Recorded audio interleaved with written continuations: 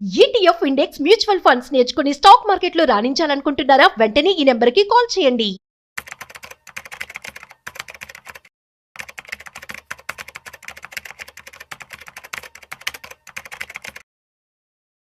Sir నమస్తే sir Ramprasad గారు. నమస్తే విష్ణు గారు. సార్ రాంప్రసాద్ గారు, రీసెంట్గా మా ఫ్రెండ్స్ అందరం గెట్ టుగెదర్ అయ్యాము. రెస్టారెంట్ లంచ్కి వెళ్ళాము అందరం. చెప్పండి అసలు పార్టీ చెప్పండి. లంచ్ ఏం చెప్తున్నారు? లేదు అందరం లంచ్కి వెళ్ళాము సరే జూబ్లీహిల్స్లో.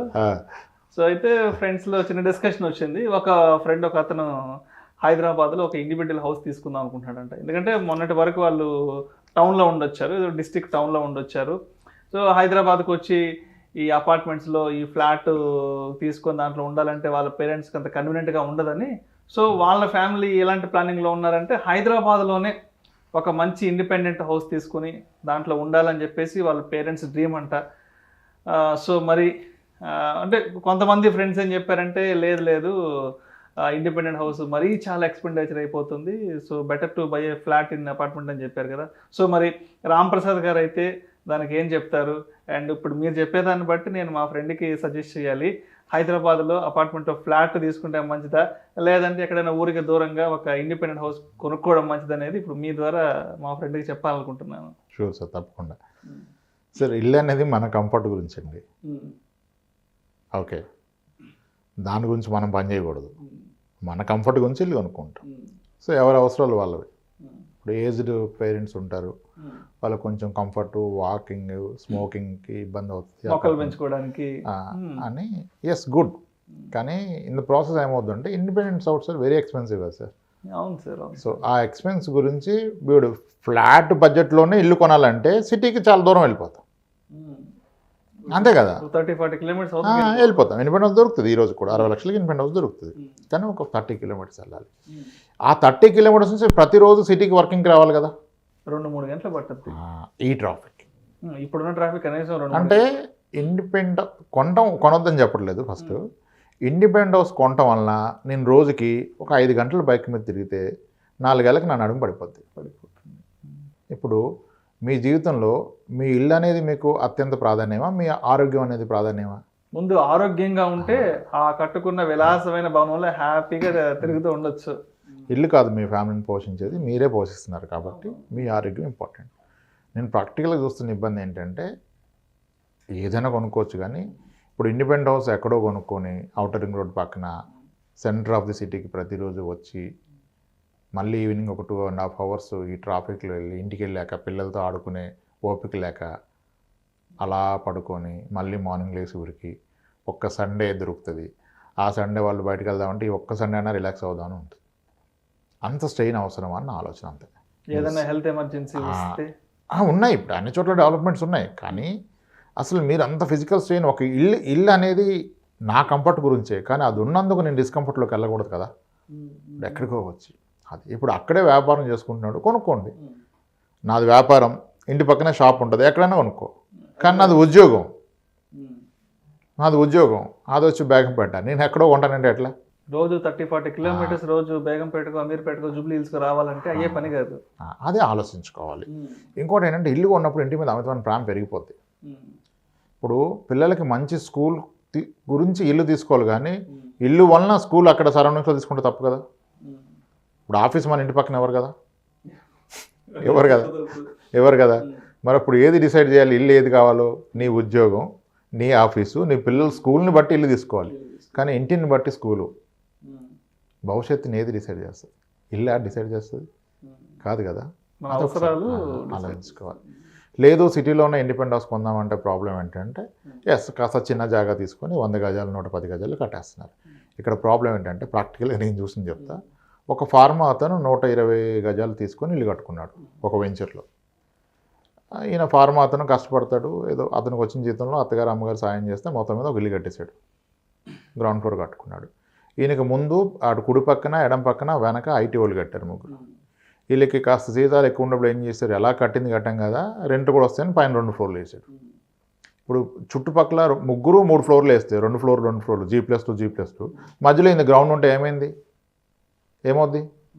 ఈయన బావిలో పడిపోయాడు, అంతే కదా. దానికి రెమెడీ ఏంటి? ఇప్పుడు అందరికీ కట్టే స్తోమత ఉండదు కదా సార్ 3 ఫ్లోర్లు. అసలు సెట్ బ్యాక్స్ ఎవడవుతున్నాడు ఇండిపెండెంట్ హౌస్లో? ఇండిపెండెంట్ హౌస్ కట్టుకున్నదే విశాలంగా గాలి వెలుతురు కొరకు. కానీ ఇప్పుడు అది లేనప్పుడు ఎందుకు అంట నేను. అవునవును. అది ఉండగలిగే స్తోమత ఉంటే కట్టుకోండి.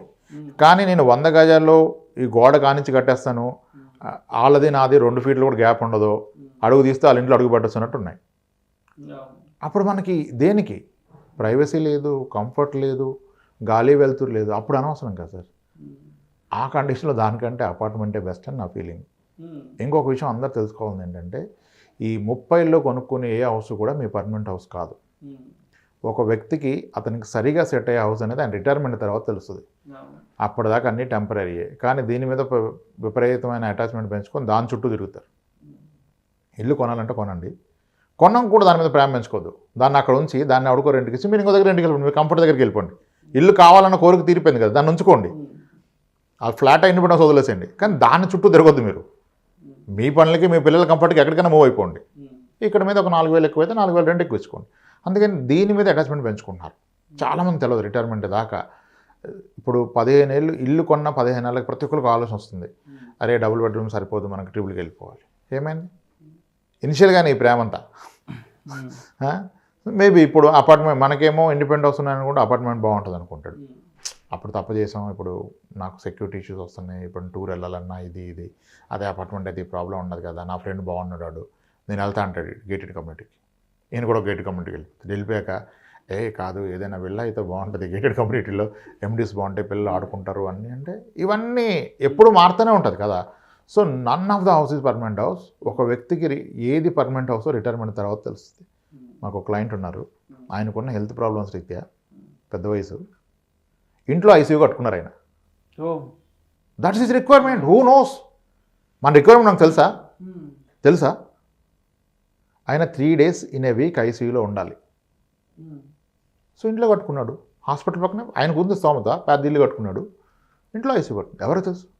ఇప్పుడు చాలామంది పిల్లలు పేరెంట్స్ని రిటైర్మెంట్ ఇంట్లో ఉంటే వద్దు నాన్న ఊర్లో వద్దు వచ్చే అంటారు, రాను అంటారు. ఒకరోజు సన్నగా ఊరికొస్తారు. ఎందుకు అంటే వాళ్ళ ఫ్రెండ్ ఎవడో ఏ స్ట్రోక్ వచ్చి పోయి ఉంటాడు, ఆ దెబ్బకి భయం వేసి ఊరికొస్తాడు. అప్పటిదాకా పిల్లలు చెప్తారు, నాన్న ఎందుకు అక్కడ ఒకడో ఉంటావు ఏమన్నా అది ఇది అంటే ఎండో ఎవరికైనా ఏదైనా ఎప్పుడు చూసి భయం వేస్తూ ఊరికొస్తాడు. ఏమైంది? అప్పటిదాకా ఉన్న ప్రేమంతా పోయింది, ఇంటి మీద ప్రాణం మీద ప్రేమ పెరిగింది, వచ్చేస్తారు. సో కాబట్టి ఏ హౌస్ మీకు పర్మనెంట్ హౌస్ కాదు. మీరు కూడా ఫ్లెక్సిబుల్ ఉండాలి. రేపు పిల్లలకి మీ సపోర్ట్గా ఉంటే మీరు వెళ్ళాలి కదా. సో హౌస్ కొనుక్కోండి, హౌస్ మీద ప్రేమ పెంచుకోవద్దు. హౌస్ అనేది మన కంఫర్ట్ కొరకు అలా ప్లాన్ చేసుకోవాలి. సో మోస్ట్లీ ఇప్పుడున్న సినారీలో ఉన్న బడ్జెట్స్లో ఇప్పుడు ఒక ఇండిపెండెంట్ హౌస్ సిటీలో కొనాలంటే కనీసం ఒక 70 లక్షల యాన్యువల్ సిటీస్ ఉంటే తప్ప, ఇద్దరు వర్కింగ్ ఉండి ఇద్దరికి ఒక 20 లక్షలు 25 లక్షలు ఉంటే తప్ప 2 కోట్లు పెట్టి ఇండిపెండెంట్ హౌస్ కొనగలరా? అదే 1 కోటి 20 పెడితే ఒక మంచి గేటెడ్ కమ్యూనిటీలో ఫ్లాట్ వస్తుంది, ఒక డబుల్ బెడ్రూమ్ ఫ్లాట్ వస్తుంది. So you will have all amenities. ఇప్పుడు ఇండిపెండెంట్ హౌస్లో మీరు ఎంత కట్టుకున్నా, నా personal opinion, maybe I'm wrong, నాకు ఎంత ప్లేస్ ఉంటుంది కింద, మళ్ళీ కారు పెడితే ఇంకొక 2 బైకులు తినుకోండదు. పిల్లడు ఎక్కడ దొక్కుతాడు? సైకిల్ ఆడు హాల్లోనే దొక్కోవాలి, కింద తొక్కోలేడు కదా, అది అవసరం కదా. ఆ రిక్వైర్మెంట్ కూడా చూసుకోవాలి మనం. ఆడికి డేజోడు ఇంకో ఫ్రెండ్ ఉన్నాడు మన ఇంట్లో ఎంతమంది ఉన్నారు పిల్లలు. అదే ఒక అపార్ట్మెంట్కి వెళ్తే ఒక 90 ఫ్లాట్స్ ఉన్నాయి, అటు ఇటు కానీ ఎమ్యూనిటీస్ ఉన్నాయని చెప్తారు. ఆడ అట్లీస్ట్ సైకిల్ దొక్కడానికి అయితే ఉంటుంది ఒక ప్లేస్. ఈయన సాయంత్రం మీరు కింద తోలేస్తే ఆడ వయసు ఒకటితో వాడు ఆడుకుంటాడు వెళ్ళి. ఇటు 1 year అయితే 1 year, 2 years అయితే షార్ప్ ఉంటాడు, ఇంకొకరితో ఆడుకుంటాడు. అది మనం క్రియేట్ చేయలేం కదా. ఆల్రౌండ్ డెవలప్మెంట్ కావాలంటే జనాలతో ఇంట్రాక్షన్ కావాలి. అది ఇండిపెండెంట్ హౌస్లో అవ్వదు కదా, తోలుకొని రాలేం కదా అందరినీ. అపార్ట్మెంట్లో అది ఒక అడ్వాంటేజ్ ఉంటుంది. పిల్లలకి ఆల్రౌండ్ డెవలప్మెంట్ మీకు కూడా తెలుస్తుంది. ఆడు 10 స్కూల్కి వెళ్ళే పిల్లలు వస్తే మీరు డిస్కషన్లో తెలిసిపోద్ది, ఎవడో చెప్పింది కాదు, చూసింది నిర్ణయించుకోవచ్చు కదా. అరే ఈ స్కూల్ బాగుంది, ఇది అప్పుడు ఇలా ఉండోడు, ఇప్పుడు ఇలా అయిందని. సో ఎక్కువ మంది ఇంటరాక్ట్ అవుతారు. కొంచెం నైబర్స్తో కనెక్టివిటీ ఉంటుంది. ఎప్పుడైనా ఒక 3-4 days సొంత ఊరికి వెళ్ళాలంటే కూడా భయపడాల్సిన అంత అవసరం ఉండదు. అది కూడా చూసుకోవాలి కదా, చూసుకోవాలి. 4-5 రోజులు ప్రశాంతంగా ఊరెళ్ళి రావాలంటే అట్లీస్ట్ మన పొరుగింటోళ్ళు ఎవరో ఒకరు కొంత చూస్తుంటారు. మళ్ళీ ఇంకోటి ఏంటి, ఇప్పుడు నాకే కాదు జీతం వచ్చేస్తుంది, రేపు మళ్ళీ ప్రైవేట్ జాబ్ పోతే ఏంటని ఈ 200 గజాల స్థలంగా ఉన్న అతను ఈయన కింద ఉంటాడు, నెత్తి మీద ఒక 4 పెట్టుకుంటాడు. అంటే 4 ఇంకో 2 ఫ్లోర్లు వేస్తాడు, ఫ్లోర్కి 2 బెడ్రూమ్లు. మరి పైన 4 ఫ్లాట్లు కట్టి కింద వానర్ ఉంటే ఆయన ఏమవుతాడు? వానర్ అవుతాడా? ఆయన వానర్ అవడు, ఆ ఇంటికి వాచ్మెన్ అవుతాడు. ఇప్పుడు టెనెంట్కి ఏదో అర్ధరాత్రి పార్టీ చేసుకుని వస్తాడు, జోష్లో ఉంటాడు, గట్టిగా గేట్ వేస్తాడు, నొప్పి ఎవడికి వస్తుంది? అది ఆలోచించమంటా నేను. అది మీ హెల్త్ మీద ఎఫెక్ట్ చూపిస్తుంది, చూసుకోండి.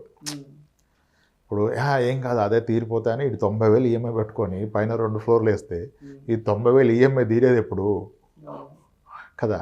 చూసుకోవాలి, బడ్జెట్ చూసుకోవాలి, మన అదర్ అవసరాలు చూసుకోవాలి, కానీ మరీ ఎమోషనల్గా కొనొద్దండి. హౌస్ అందరూ కొనాలి సార్, దానికి నో డినే. బట్ ఇంకా మారకుండా మనుషులు అలాగే ఉండి నేను అక్కడే కొంటానంటే సిటీ బయట కొంటే ఆ దగ్గరలో నీకు అన్నీ ఉన్నాయి, నువ్వు దగ్గరలో వ్యాపారం పెట్టుకున్నావు అంటే పర్ఫెక్ట్ కొనేసుకో. కానీ నేను సిటీ బయట ఇల్లు కొంటా, మళ్ళీ నా ఇంట్లో నేనే ఉంటా, నేను సిటీకి వచ్చి పని చేస్తా అంటే దట్స్ బిగ్ రిస్క్. చాలామంది నడునొప్పులు వచ్చేసి బైక్ మీద తిరగలేక పడిపోయిన వాళ్ళంతా దూరంగా ఇల్లు కొనుక్కున్న వాళ్ళే. అది చాలా క్రిటికల్ థింగ్ కదా లైఫ్లో. ఇవన్నీ చూసుకొని నిర్ణయాలు తీసుకోవాలి. కొనుక్కోవచ్చు, ఇండిపెండెన్స్ కొనుక్కోండి, సిటీలో కొనగలిగితే కొనుక్కోండి కదా, 6 కోట్లు పెడితే వస్తుంది, అద్భుతమైన ఇల్లు వస్తుంది. 6 కోట్లు పెడితే 200-300 గజాల్లో వచ్చేస్తుంది, అలా కొనుక్కో. Thank you so much Ramprasad గారు. మొత్తానికి మొన్నటి మా ఫ్రెండ్స్ గెట్ టుగెదర్లో వచ్చిన ఆ డిస్కషన్లో వచ్చిన ఒక పార్టీ హార్డ్లో వచ్చిన ఏదైతే ఉందో ఆ క్వశ్చన్కి సంబంధించిన సమాధానం మీ ద్వారా ఈ వీడియో ద్వారా రాబట్టుకోగలిగాను. తప్పకుండా ఈ వీడియో రిలీజ్ అయిన తర్వాత మా ఫ్రెండ్స్ అందరికీ షేర్ చేస్తాను. అంటే మొన్న ఎవరైతే డిస్కషన్ చేసుకున్నామో హైదరాబాద్లో ఒక ఇండివిజువల్ హౌస్ కొనుక్కుంటే బెటరా, లేదంటే ఒక అపార్ట్మెంట్లో ఒక ఫ్లాట్ కొనుక్కుంటే బెటరా అని మేము మనం ఎవరైతే డిస్కషన్ చేసుకున్నాం, సో వాళ్ళందరూ కూడా ఈ వీడియో షేర్ చేస్తాం sir. Thank you so much Ramprasad గారు. రైట్ అండి, విష్ణు గారు, థ్యాంక్స్.